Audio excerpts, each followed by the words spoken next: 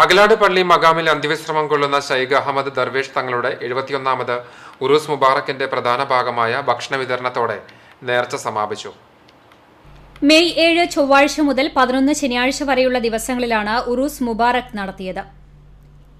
ചൊവ്വാഴ്ച രാവിലെ മഹാനർകളുടെ തറവാട്ട് വീട്ടിൽ നിന്ന് കൊണ്ടുവന്ന പതാക മഹല്ല് പ്രസിഡന്റ് MV അഹമ്മദ് കുട്ടി ഹാജി ഏറ്റുവാങ്ങി.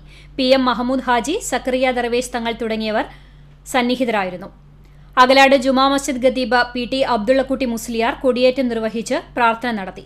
തുടർന്ന് ചക്കരക്കഞ്ഞി വിതരണവും ഉണ്ടായിരുന്നു. ശൈഖ് റിഫാഇ റാത്തിബിന് ബഷീർ സഖാഫി കല്ലൂർ നേതൃത്വം നൽകി. ഈ ദിവസങ്ങളിൽ ദിക്ർ ഹൽക്ക, മൗലിദ് പാരായണം, മതപ്രഭാഷണം, അനുസ്മരണ പ്രഭാഷണം, ദുആ സമ്മേളനം തുടങ്ങിയവയും നടന്നു.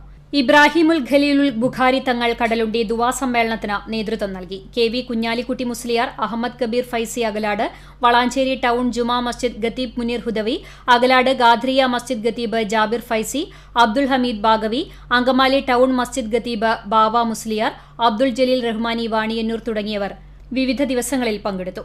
ഭക്ഷണ വിതരണവും ഉണ്ടായിരുന്നു. Mahmood Darvesh Thangal, committee president PM Mahmood Haji, ജാറം committee treasurer PM Muhammad Ali തുടങ്ങിയവർ നേതൃത്വം നൽകി. CCTV news, Punnerkulam.